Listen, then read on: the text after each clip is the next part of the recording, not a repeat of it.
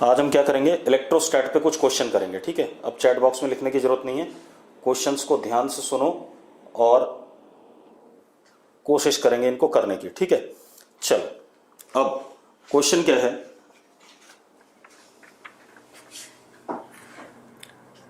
Potential in space due to any system of charge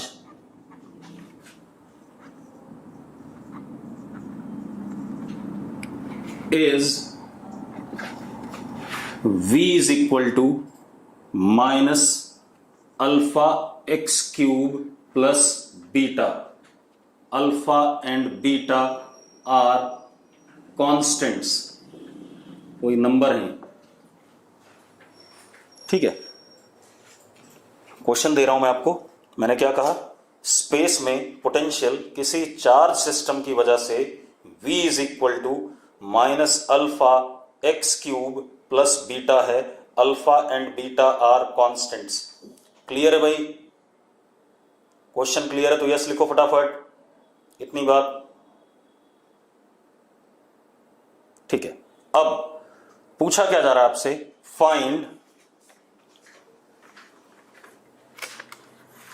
find volume charge density of system. ये पूछा गया, find volume charge density of system. ठीक है भाई, clear है? अरे यस और नो? अब कैसे करेंगे इस क्वेश्चन को, इशू ये आता है कैसे करेंगे, मेरी बात सुनो।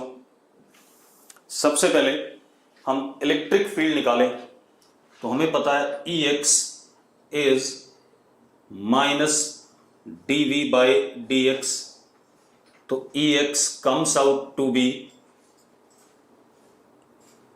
3 अल्फा एक्स स्क्वायर। हाँ या ना? Ex कितना आ गया? 3 अल्फा एक्स स्क्वायर। ठीक है, अब Ey क्या होगा? Minus dV by dy which is 0, क्योंकि y के रिस्पेक्ट में पोटेंशियल चेंज नहीं कर रहा है। Ez क्या होगा? माइनस dV बाई dz, वो भी क्या आएगा? 0। तो क्या आ गया हमारे पास? Ey is equal to Ez is equal to 0। कोई दिक्कत नहीं इसमें। ठीक है, इसका मतलब इस सिस्टम ऑफ चार्ज की वजह से इलेक्ट्रिक फील्ड किधर की तरफ डायरेक्टेड है? Along x axis. सिर्फ एक्स डायरेक्शन में इलेक्ट्रिक फील्ड है, लेकिन इलेक्ट्रिक फील्ड का मैग्नीट्यूड कैसा है? वेरिंग है, क्योंकि एक्स जैसे जैसे बढ़ रहा है इलेक्ट्रिक फील्ड का मैग्नीट्यूड क्या कर रहा है? बढ़ रहा है। यस और नो? मैंने क्या कहा, इलेक्ट्रिक फील्ड सिर्फ एक्स डायरेक्शन में है और इलेक्ट्रिक फील्ड का मैग्नीट्यूड जैसे जैसे एक्स बढ़ रहा है, x component of electric field is also increasing, that is electric field is increasing in magnitude। ठीक है, अब मेरी बात सुनो। मैंने क्या करा, this is x axis,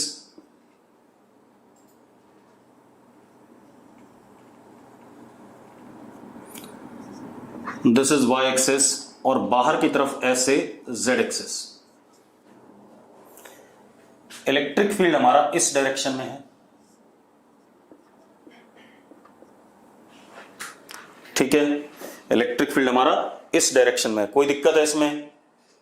अब मुझे चाहिए वॉल्यूम चार्ज डेंसिटी। मेरी बात ध्यान सुनना, मुझे एक बात पता है गॉस लॉ से। क्या पता है? Integration E dot ds for close surface is equal to charge enclosed upon epsilon naught. Charge enclosed in Gaussian surface upon epsilon naught. ये बात पता है या नहीं पता है? ठीक है, अब मैंने क्या करा, यहां पर एक ऐसे करके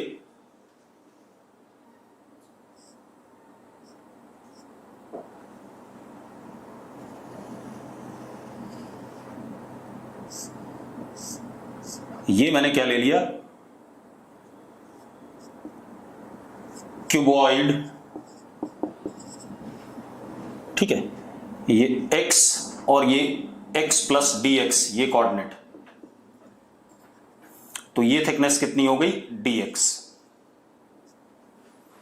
हाँ या ना, मैंने एक क्यूबॉइड मान लिया यहां पर, ठीक है, क्या मान लिया, क्यूबॉइड मान लिया, जिसकी थिकनेस कितनी है, dx है, मतलब एक लेंथ इसकी dx है, ये वाली लेंथ, ये वाली, इसको L मान लेते हैं,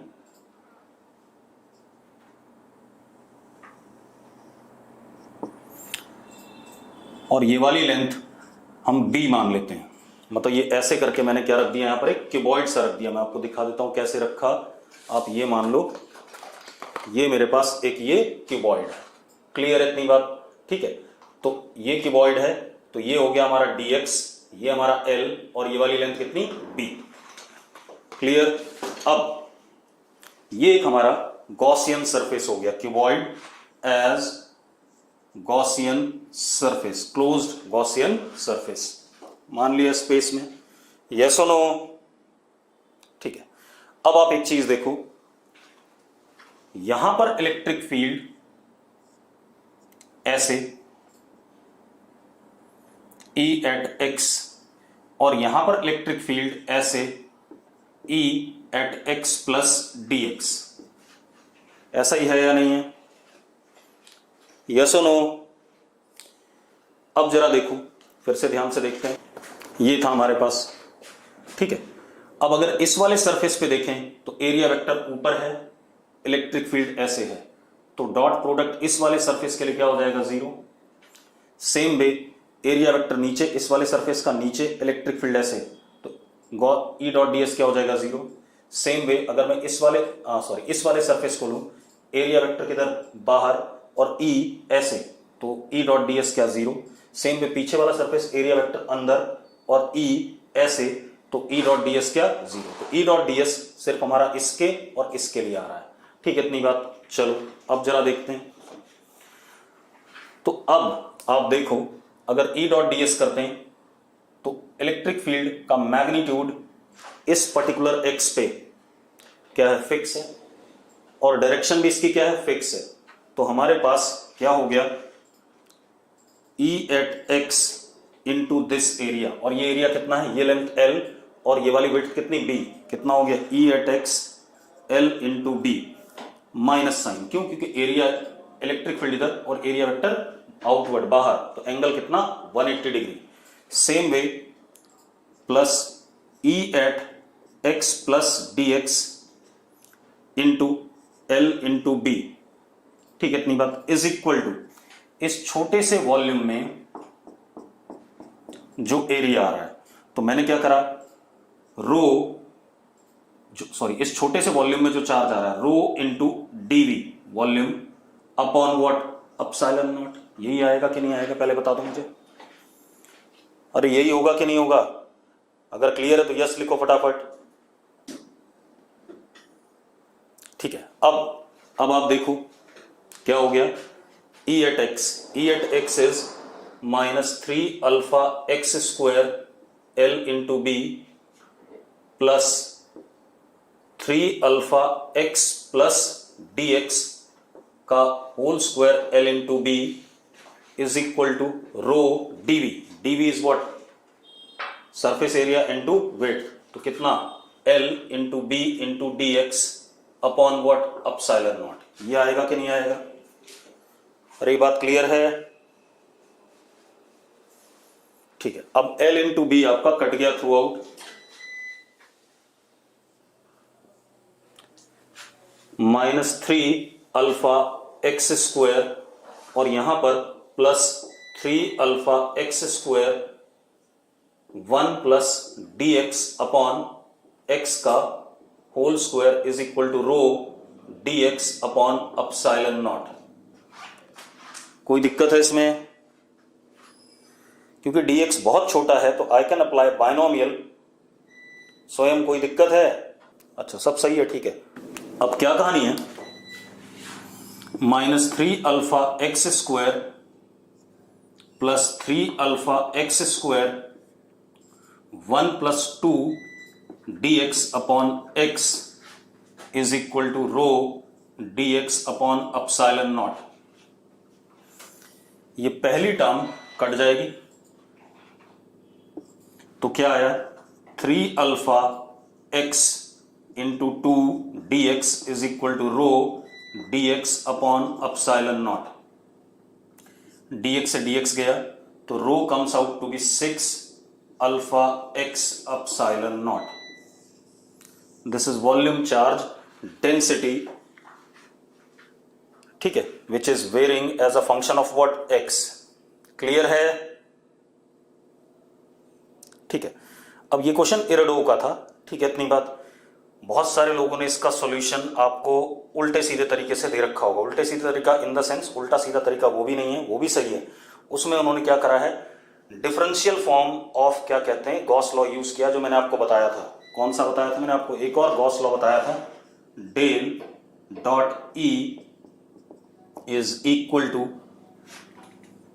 integration rho dV upon epsilon naught, ऐसा बताया था। ठीक है, ये फॉर्मूला यूज करा हुआ है। लेकिन एक बात बताओ, हमने 11th-12th क्लास में डेल ऑपरेटर नहीं पढ़ा है, तो हम डेल ऑपरेटर अगर हमने नहीं पढ़ा है तो हम इस सवाल को करना चाहेंगे अपने 11th-12th की मैथ्स के साथ। तो मैंने कर दिया आपको। क्लियर है? ठीक है, चलो अब हम अपनी डीपीपी पे आते हैं। जो मैंने क्वेश्चन दिए थे उनको भी करके देखते हैं थोड़ा सा। आप लोगों ने काफी हद तक क्वेश्चन कर लिए हैं। देखो भैया, अगला क्वेश्चन क्या हमारे पास एक प्लेन है, इनफाइनाइट प्लेन, ठीक, इतनी बात। तो ये हमारे पास एक सपोज इनफाइनाइट प्लेन है। डीपीपी का फर्स्ट क्वेश्चन,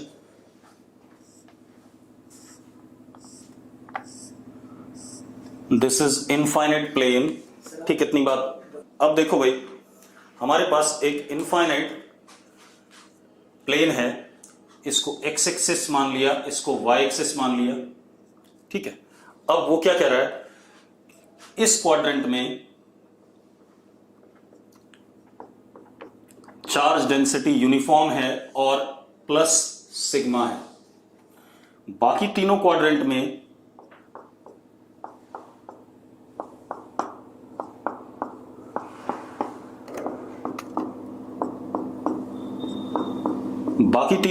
में चार्ज डेंसिटी यूनिफॉर्म है और माइनस सिग्मा है, ठीक है, इतनी बात।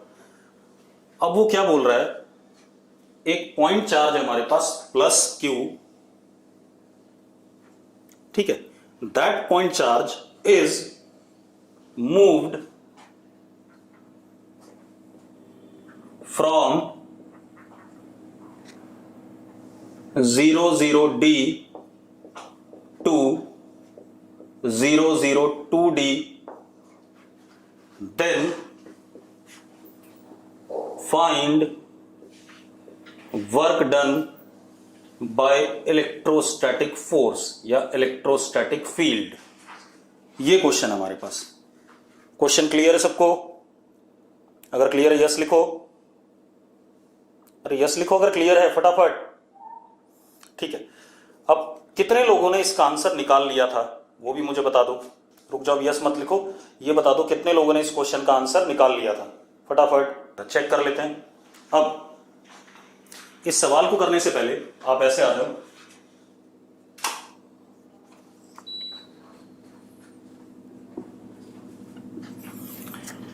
हमारे पास एक ये इनफाइनाइट शीट है,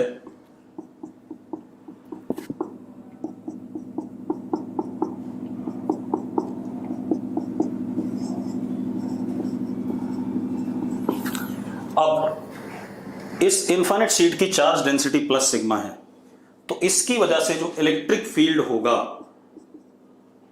z एक्सिस पे ऊपर की तरफ, वो कितना होगा, sigma upon 2 epsilon naught k cap. होगा या नहीं होगा? यस और नो? अरे यस और नो? ठीक है, इस पूरी शीट की वजह से sigma upon 2 epsilon naught k cap बाहर की तरफ होगा, ठीक है। अब ये जो इलेक्ट्रिक फील्ड है, this is electric field due to अगर मैं चारों क्वाड्रेंट अलग अलग देखूं, एक ये वाला क्वाड्रेंट, एक ये वाला क्वाड्रेंट, एक ये वाला क्वाड्रेंट और एक ये वाला क्वाड्रेंट, इन चारों का जो नेट इलेक्ट्रिक फील्ड होगा मिला के वही ई आया कि नहीं आया? हाँ या ना? ठीक है, अब हम क्या करते हैं, जो फर्स्ट क्वाड्रेंट है उसकी वजह से अगर इलेक्ट्रिक फील्ड देखें जेड एक्सिस पे, यहां पर, तो आप एक बात बताओ, इलेक्ट्रिक फील्ड कुछ ऐसे होगी इसकी वजह से? यस और नो? इलेक्ट्रिक फील्ड कुछ ऐसा होगा या नहीं होगा? अगर यस है तो यस लिखो। उसके दो कंपोनेंट आएंगे बेटा, जरा देखो, एक कंपोनेंट आएगा प्लेन के पैरेलल और एक कंपोनेंट प्लेन के परपेंडिकुलर। आएगा कि नहीं आएगा? हर्षित देख, मैं सिर्फ इसको कंसिडर कर रहा हूं, इतने हिस्से को, इस वाले को, एक क्वाड्रेंट को। इसकी वजह से जेड एक्सिस पे किसी भी जगह पर इलेक्ट्रिक फील्ड कुछ ऐसे आएगी कि नहीं आएगी? पॉजिटिव चार्ज है तो ऐसे ही कुछ आएगी। और इस इलेक्ट्रिक फील्ड के दो कंपोनेंट होंगे, एक प्लेन के अलोंग पैरेलल प्लेन के और एक प्लेन के परपेंडिकुलर। हर्षित बात क्लियर है कि नहीं? हर्षित ठीक है। सेम वे अब अगर मैं इसको कंसिडर करता हूं, इस वाले को, तो जरा देखो, इसकी वजह से ऐसे आएगा।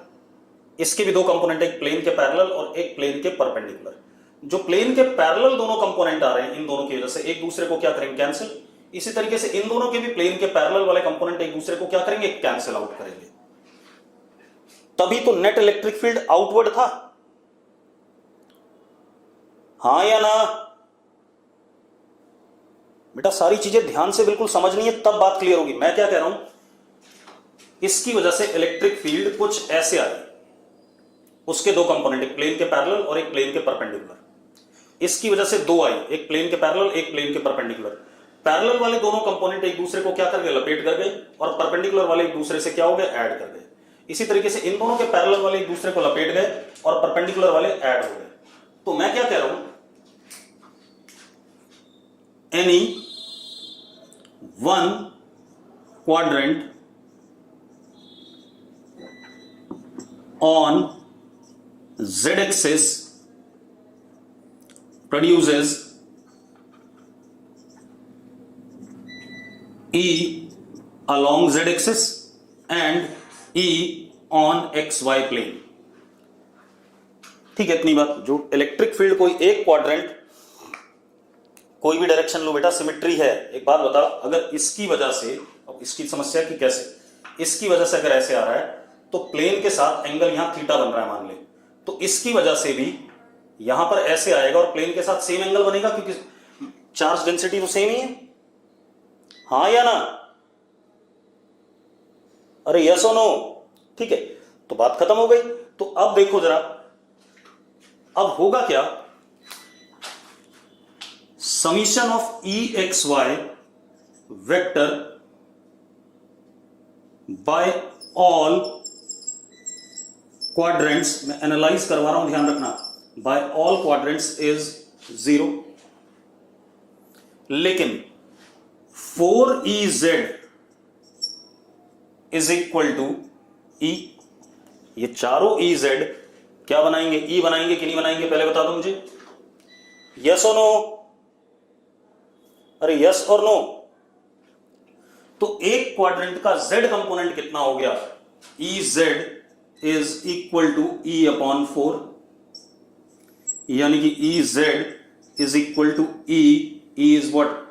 Sigma upon 2 epsilon naught upon 4, यानी कि सिग्मा अपॉन 8 epsilon naught। और अगर पॉजिटिव है तो z एक्सिस पे बाहर की तरफ, नेगेटिव है तो z एक्सिस पे अंदर की तरफ। क्लियर है कि नहीं? ठीक है, बिल्कुल सही बात है। अब आते हैं हम सवाल करने पे। अब मेरी बात सुनो, अब यहां देखो, इसकी वजह से Ez किधर होगा? बाहर होगा। पॉजिटिव वाले फर्स्ट क्वाड्रेंट की वजह से Ez किधर होगा? z एक्सिस के अलोंग। और बाकी तीनों नेगेटिव वालों की वजह से Ez जो होगा वो नेगेटिव z एक्सिस की तरफ होगा, अंदर होगा। यस और नो? तो in this case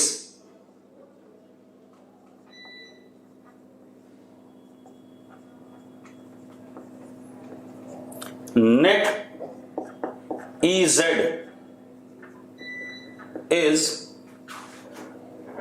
3EZ minus EZ along negative Z axis. हाँ या ना, यस और नो? भाई मैंने क्या कहा, ये एक क्वाड्रेंट है, इसकी वजह से EZ बाहर आएगा कि नहीं आएगा? हर्षित ध्यान सुनना, इसकी वजह से EZ बाहर आएगा। अब ये एक क्वाड्रेंट है, इसकी वजह से EZ अंदर आएगा, कैंसिल कर गए एक दूसरे को। इसकी वजह से EZ अंदर आएगा, इसकी वजह से भी EZ अंदर आएगा, तो नेट EZ जो बच रहा है इट इज 2EZ। सिंगल की वजह से जो Z कंपोनेंट है उसका ट्वाइस, यही बचेगा कि नहीं बचेगा? हर्षित, अरे हर्षित जिंदा हो फटाफट यार। अरे प्लेन वाले मैंने कहा ही नहीं अभी कैंसिल करेंगे कि नहीं करेंगे, तो प्लेन वाले में क्यों घुस गया? जितना बोल रहा हूं उस पर ध्यान दे, अभी मैं EZ बोल रहा हूं ना, मैं एक साथ सारी बातें तो नहीं बोल सकता। ठीक है, तो नेट Z कंपोनेंट अभी तो लिख रहा हूं यार, नेट EZ कंपोनेंट, मैंने टोटल थोड़ी लिखा यार। तो EZ नेट हमारे पास हो गया twice of this sigma upon 4 epsilon not negative Z axis के अलोंग। ये आ गया Z कंपोनेंट। क्लियर है हर्षित? तो यस लिख दे फटाफट। अब आ रहा हूं प्लेन वाले। ठीक है, अब प्लेन वाले पे आ जाए। देख प्लेन वाले पे जरा देखो, ये नेगेटिव है तो इसकी वजह से ऐसे होगा अंदर की तरफ, इसका एक कंपोनेंट ये भी नेगेटिव ऐसे होगा तो इसका एक कंपोनेंट ये, एक दूसरे को क्या कर गए? कैंसिल आउट कर गए। अरे कर गए, जो डायगोनली अपोजिट दोनों नेगेटिव वाले हैं वो एक दूसरे को कैंसिल कर गए कि नहीं कर गए हर्षित? ठीक है, अब इधर आ जा। इसकी वजह से ऐसे आएगा और उसका एक प्लेन वाला कंपोनेंट ऐसे, और इसकी वजह से ऐसे आएगा, उसका भी प्लेन वाला कंपोनेंट ऐसे आ रहा है कि नहीं आ रहा है? तो जो नेट इलेक्ट्रिक फील्ड आएगी प्लेन वाली EXY वाली, वो ऐसे कुछ आएगी। किसकी वजह से होगी? एक पॉजिटिव और एक नेगेटिव, जो क्या कहते हैं डायगोनली अपोजिट है। यस और नो? अब एक चीज और, लेकिन एक बात जरूर है, EXY is perpendicular to Z axis. हाँ या ना? अरे हर्षित ठीक है, अब मुझे वर्क डन बताना है। Work done by electrostatic force, क्योंकि फोर्स कैसा है? मैग्नीट्यूड में कांस्टेंट है, Z कंपोनेंट भी फिक्स है और ये भी कुछ फिक्स ही होगा। ठीक है, इतनी बात। तो work done is what? Electrostatic force dot displacement। हाँ या ना? अरे ठीक है यार, अरे भाई ठीक है, चल अब एक मजेदार बात देख। Work done is also equal to force in the direction of displacement into displacement। अगर ये बात नहीं मानते हो कोई बात नहीं, Q into electric field. Electric field देखो, ये वाला कितना? Sigma upon 4 epsilon not minus K cap plus EXY vector dot displacement. Displacement किधर है? बाहर की तरफ, D से 2D Z एक्सिस पे। तो D से 2D displacement is what? D K cap. मानता है कि नहीं मानता भी हर्षित? ठीक है, अब एक बात बता, इन दोनों का डॉट प्रोडक्ट तो 0 हो जाएगा भाई, ये परपेंडिकुलर टू Z एक्सिस है या नहीं है? इसका कोई रोल ही नहीं था। ठीक है, तो ये दोनों का डॉट प्रोडक्ट तो क्या हो गया? 0 हो गया। तो बचा क्या? Work electrostatic is equal to Q D sigma upon 4 epsilon naught, और कैसा? माइनस साइन, क्योंकि minus K cap dot K cap is what? -1। Yes और नो? अब अगर आपने ऐसे ही एनालाइज करके करा है क्वेश्चन, तो मैं मानूंगा कि आपने क्वेश्चन सही करा है। और अगर फालतू ऐसी तुक्के मार दिए, किसी तरीके से भिड़ा दिया, तो मरोगे सारे के सारे। मैंने कहा था इस बीपीपी में हर क्वेश्चन प्रॉपर एनालिसिस के लिए बैठा हुआ है। ठीक है, इतनी बात। चलो, और आपको बहुत सारी चीजें और पता चल गई इस क्वेश्चन में, क्लियर है। और मैंने यूज क्या करा, सुपरपोजिशन। मैंने मेहनत किस पे करी, सारी सुपरपोजिशन पे। पहले मैंने इनफाइनाइट शीट माना एक यूनिफॉर्म चार्ज डेंसिटी वाला, उससे खेला हूं मैं। ठीक है, इतनी बात। चलो अगला क्वेश्चन देखते हैं। अगला क्वेश्चन, हमारे पास एक मेटल का स्फीयर है, यानी कि कंडक्टिंग, ये मैंने आपको नोट्स में करा रखा है, कंडक्टिंग स्फीयर। इसको हमने यूनिफॉर्म इलेक्ट्रिक फील्ड में रख दिया। किसमें रख दिया, यूनिफॉर्म इलेक्ट्रिक फील्ड में। और यूनिफॉर्म इलेक्ट्रिक फील्ड है कितनी, E नॉट आई कैप। तो अब वो क्या बोल रहा है कि भाई dV बाई dx कैसा होगा इस कंडक्टर के जस्ट बाहर और इस कंडक्टर के जस्ट अंदर। ठीक है, कंडक्टर के बाहर और अंदर dV बाई dx कैसा होगा। तो एक काम करो, हाँ, अब एक बात बताओ, हमने एक सवाल करा था जब लाइंस ऑफ फोर्स पढ़ रहे थे। लाइंस ऑफ फोर्स में हमने कहा था जब कंडक्टर किसी यूनिफॉर्म इलेक्ट्रिक फील्ड में रखा हो, तो एक बात बताओ, कंडक्टर के अंदर तो इलेक्ट्रिक फील्ड हमेशा क्या होनी है, जीरो। कंडक्टर के बाहर इलेक्ट्रिक फील्ड इधर की तरफ है, यहाँ पर क्या इंड्यूस होगा, माइनस क्यू इंड्यूस होगा, और यहाँ पर क्या इंड्यूस होगा, प्लस क्यू इंड्यूस होगा। अब electric lines of force, conductor equipotential होता है, इलेक्ट्रिक लाइंस ऑफ फोर्स थोड़ा सा कर्व लेकर के सरफेस पे जहां नेगेटिव चार्ज इंड्यूस हुआ, नॉर्मली क्या करेंगे, टर्मिनेट करेंगे। ऐसे बनाया था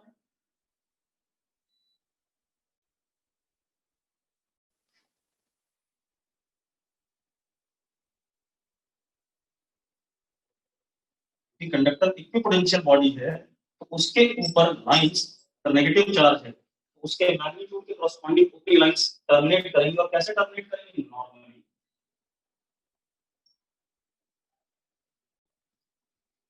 और इधर से उतनी ही लाइनें, कंडक्टर न्यूट्रल था, जितना चार्ज नेगेटिव आया इंड्यूस उतना ही पॉजिटिव आया, उतनी ही लाइनें नॉर्मली क्या करेंगी, निकलेंगी।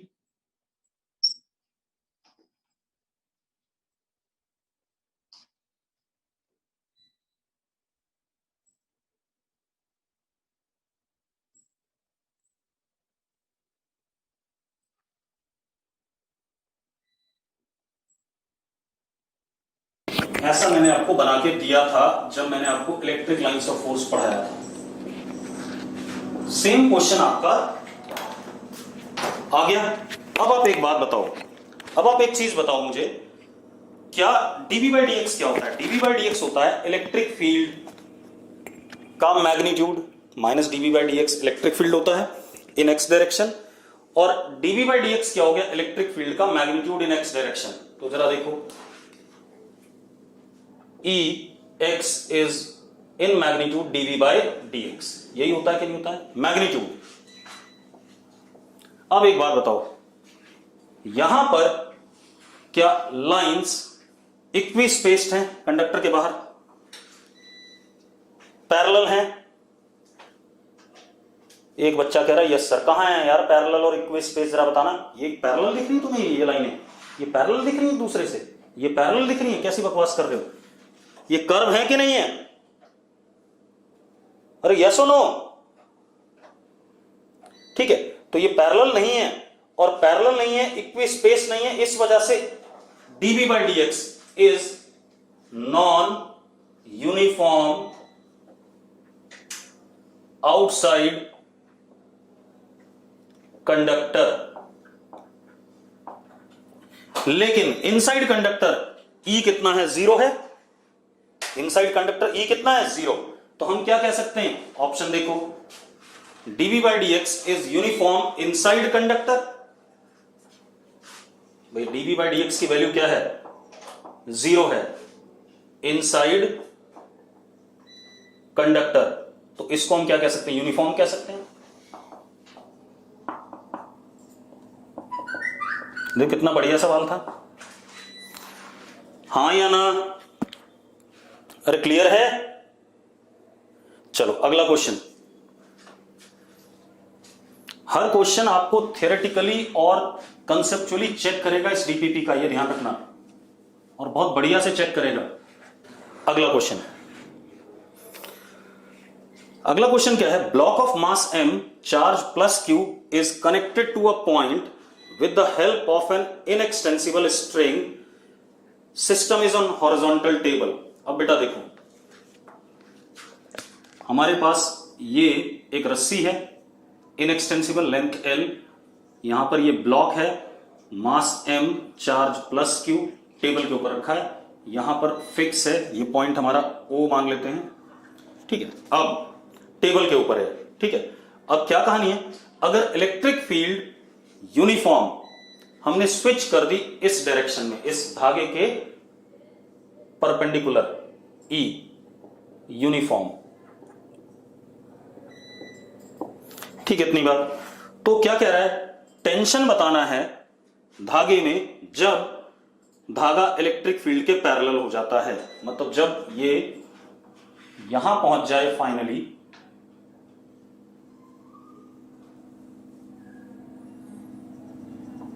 उस मोमेंट पे आपने टेंशन बताना है, ठीक है, इतनी बात क्लियर है। चलो अब आप एक बात बताओ, इस मोमेंट पे अगर हम ध्यान से देखें तो ऊपर की तरफ क्या लग रहा होगा, QE, और नीचे क्या लग रहा होगा, T। एक तो ये हो गया, और क्योंकि ये यहां से यहां तक घूमता हुआ आएगा तो इसके पास कुछ ना कुछ क्या होगी, वेलोसिटी भी होगी, जिसकी वजह से सेंट्रिपिटल एक्सेलरेशन भी आएगा।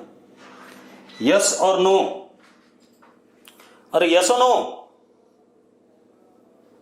ठीक है। अब मुझे सबसे पहले वेलोसिटी बतानी है, ठीक है, इतनी बात, क्योंकि सेंट्रिपिटल एक्सेलरेशन प्रोवाइड कौन कर रहा है, T minus QE is equal to m v square by L, ये है। तो T is equal to QE plus m v square by L। मेरा पर्पज है V निकालना, ठीक है, तो निकाल लेते हैं। अब मैं वर्क एनर्जी थ्योरम लगा दूं यहां से यहां तक के लिए, work energy theorem, work done bye all the forces. तो वर्क करने वाला कौन है, इलेक्ट्रिक फोर्स। इलेक्ट्रिक फोर्स हमेशा इसी डायरेक्शन में होगा, चाहे कुछ भी कर लो आप, भाई यही एक फोर्स है जो प्लेन पे है टेबल के, क्योंकि mg और n तो क्या होंगे, टेबल के परपेंडिकुलर होंगे, तो उनसे कोई मतलब है नहीं, वो कोई वर्क करने वाले नहीं है। तो work done by electric force is equal to change in kinetic energy, force into displacement in the direction of force, कितना, QEL is equal to final kinetic energy half mv square, initial is what, 0, तो QE 2QE is equal to mv square by L, ये आ गया।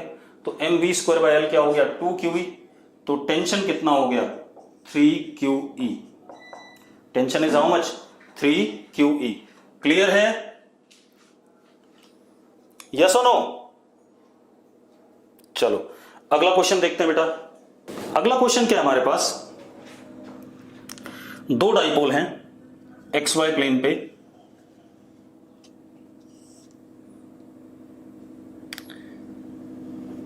Dipole B P ऊपर की तरफ, distance what A, and dipole this P, distance A।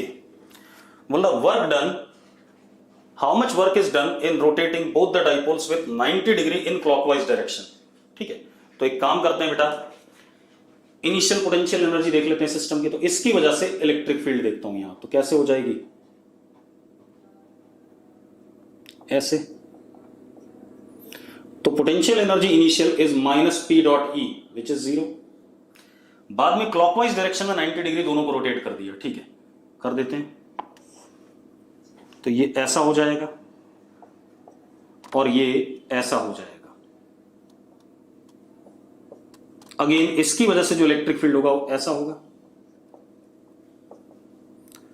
Final potential energy is minus P dot E, that is also what, 0। तो work done electrostatic is minus delta U which is what, 0। कोई दिक्कत है भाई इसमें, अरे कोई समस्या है, नहीं, ठीक है, सिंपल था। अगला क्वेश्चन देखो बेटा, अगला क्वेश्चन,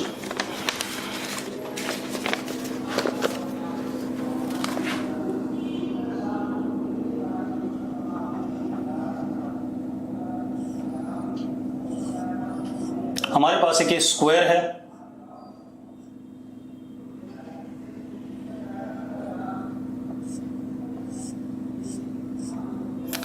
यहां पर एक डाइपोल है P ऐसे,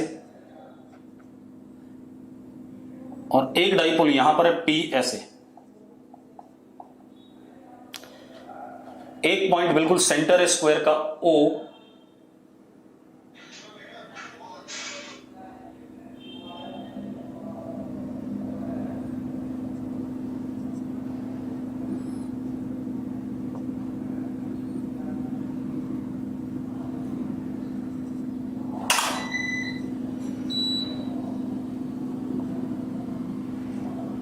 और एक ये है A।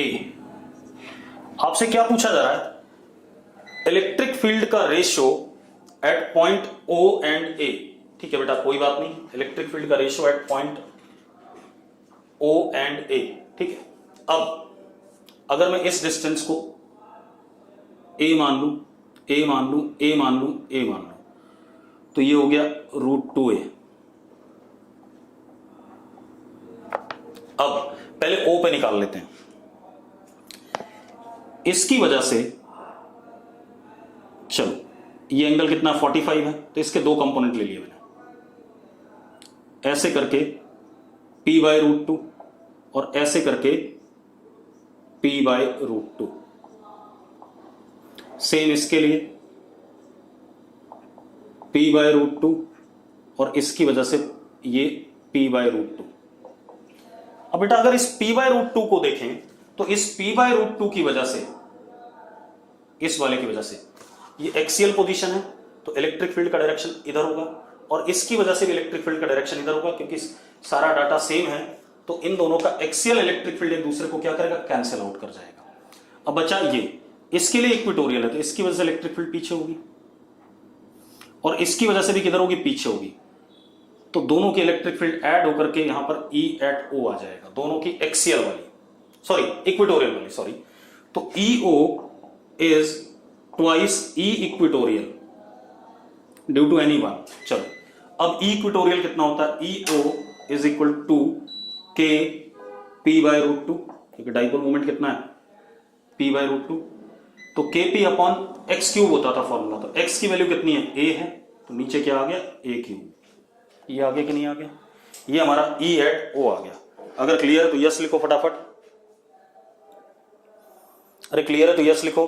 चलो, अब E@O आ गया। अब इसको भूल जाओ, फिर से कंपोनेंट हटा दो, कोई फायदा नहीं इनका, इनकी जरूरत नहीं है।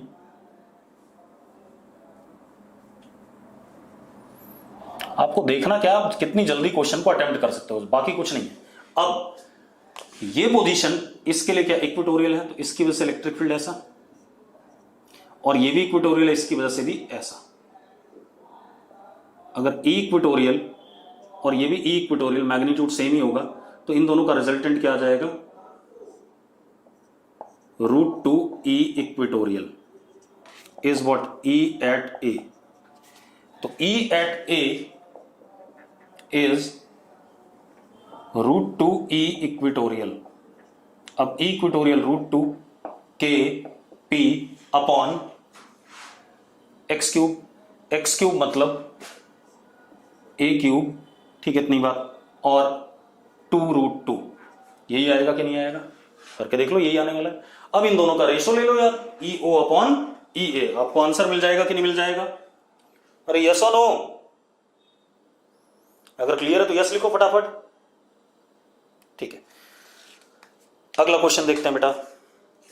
अगला क्वेश्चन थोड़ा सा मैं जंप मार रहा हूं, अच्छा क्वेश्चन उठा लेते हैं कोई, बाद में करा दूंगा बाकी, पहले अच्छा क्वेश्चन देख लें कोई। अगला क्वेश्चन आपके डीपीपी का 11th नंबर है। कौन सा क्वेश्चन है, 11th नंबर। 11th नंबर क्या है, dipole moment P is along x-axis at point x0 y0, ठीक है, इतनी बात। In non uniform electric field which is alpha x j cap, alpha x j cap, ठीक है, इतनी बात। Find torque on the dipole with respect to origin, यही पूछा गया। Find torque on the dipole with respect to origin. कितने लोगों ने क्वेश्चन कर दिया था? कर लिया तो यस लिखो और आंसर भी लिखो फटाफट। आंसर क्या आया था? A B C D. कर दिया था आप लोगों ने इसका मतलब। चलो मैं ट्राई करता हूं एक बार और देखना आप लोगों ने क्या किया था, मैं क्या कर रहा हूं, और अपनी गलती भी मान लेना अगर आपने गलत तरीके से करा है। ठीक है, ये ध्यान रखना, क्योंकि जब आप क्लास में होते हैं तब तो मैं आपको बोर्ड पे करवा देता हूं या आपसे पूछ लेता हूं, आपकी कॉपी देख लेता हूं। यहां पर मेरे पास ये लिबर्टी नहीं है। X y, this is origin.